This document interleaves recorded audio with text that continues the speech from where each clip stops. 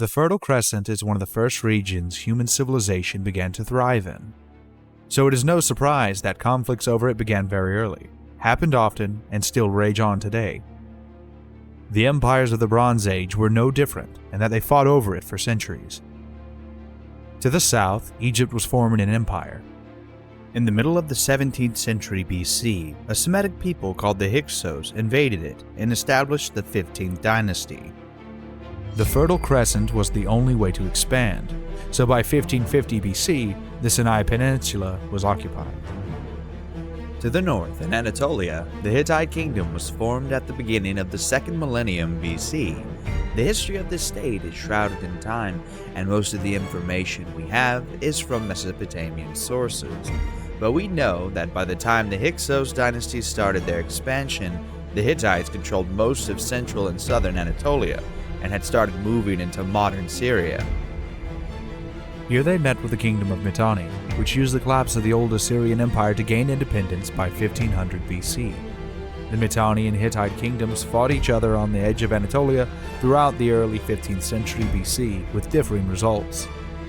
They were joined by the Egyptian pharaohs of the 18th dynasty, which quickly expanded their empire into the northern Fertile Crescent using the relative weakness of the local city-states.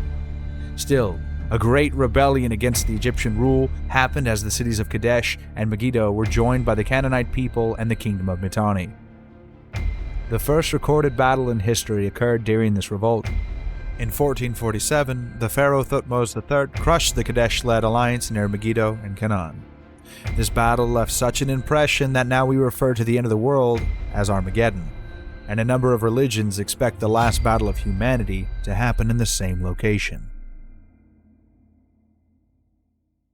Despite a resounding Egyptian victory, rebellions in this region continued, which allowed the Hittites to gain a new foothold in the area. The Hittites were growing stronger.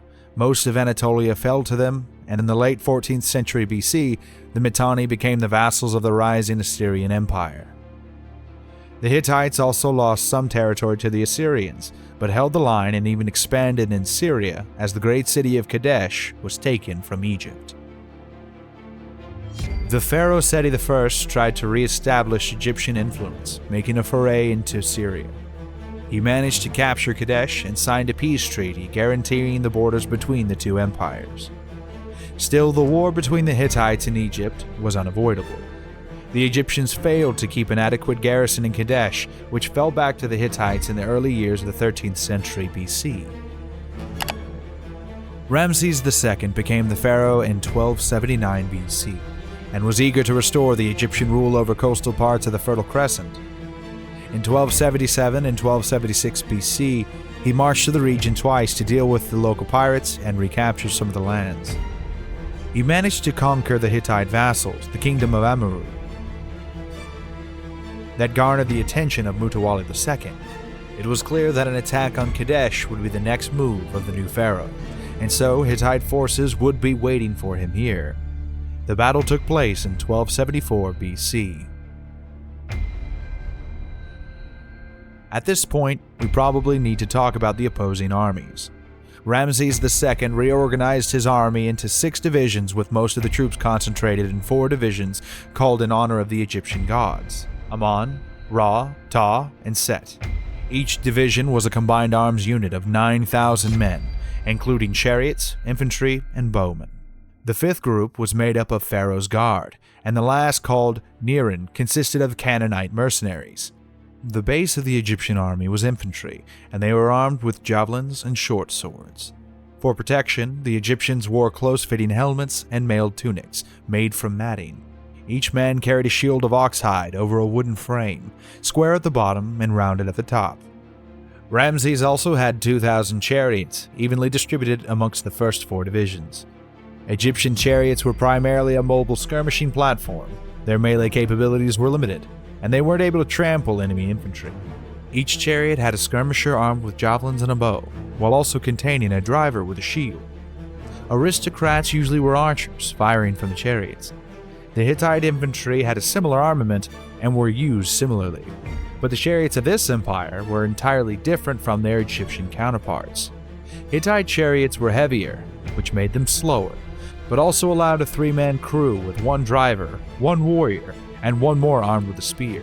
While devastating to enemy formations, these chariots were also imbalanced and susceptible to being overturned. Ramses II started his march towards Kadesh with just his guard and the Ammon division, as he was not expecting the Hittite army to be nearby. Along the way, 2 Bedouins were captured, and they told Ramses II that Mu'attali's forces were 200 kilometers away, near Aleppo, and that they would not be able to help the city of Kadesh. Ramses ordered his troops to set up camp to the west of the Orontes River in the Buka Valley. Thankfully for him, more captives ended up being questioned and made a different claim, that the Hittites were nearby, on the other side of the river, and they were waiting for Ramses to besiege Kadesh so they could attack him from behind. Ramses sent a messenger to all his divisions with an order to march towards the camp. The Ra division was the closest, and tried to implement the plan, but it was attacked near the settlement of Shaptuna by at least 2,000 Hittite chariots, which crossed the Orontes to the south of Kadesh. The Egyptians were not prepared. They failed to move into formation, and their marching column was shattered by the chariots. The division retreated in disorder, and the Hittites turned to the north. Some Egyptian chariots reached the camp with a tale of their dishonor, but it was too late. The Ammon division set most of the fortifications on the eastern part of the camp, as the attack was expected from this side. The chariots attacked from the west and easily entered the camp. It is said that some Hittites were so sure of victory that they started to plunder the camp, and their chariots were now heavy from the loot. Ramses sent his guard forward to hold the breach, and some of the warriors from the Ra division finally reached the camp to join the defense. The Pharaoh himself used the eastern gate to move out of the camp along with all the chariots he had. This group moved to the north, and then to the west, and ended up behind the Hittite chariots, who only now realized that they were surrounded. Skirmishing Egyptians could not hold the Hittite chariots, who found a way to break the envelopment. But as the Hittite chariots were now heavier and their horses were tired, they were unable to escape Ramses, who chased them, and most of the Hittite charioteers were killed. Mu'attali saw the developing situation and sent his 20,000 strong infantry and 1,000 chariots forward across the river to attack the enemy camp from the east. As Egyptian chariots were away from the camp, this attack could have been decisive. Indeed, initially the attack seemed to have been succeeding. However, the Nerid division, which was operating in Amurru, also received the order to move double time and managed to strike Mu'attali's forces from the north. It is said that the chariots of the Ta division and Ramses also took part in the counterattack and smashed into the enemy from the south. The Hittites were encircled, and their retreat had no semblance of order. The survivors were pinned to the Orontes River, and the majority of the Hittite army perished. Ramses failed to take Kadesh. The peace treaty was signed in 1258. And even though this pharaoh was later known as Ramses the Great, during his reign most of the lands in Asia were lost,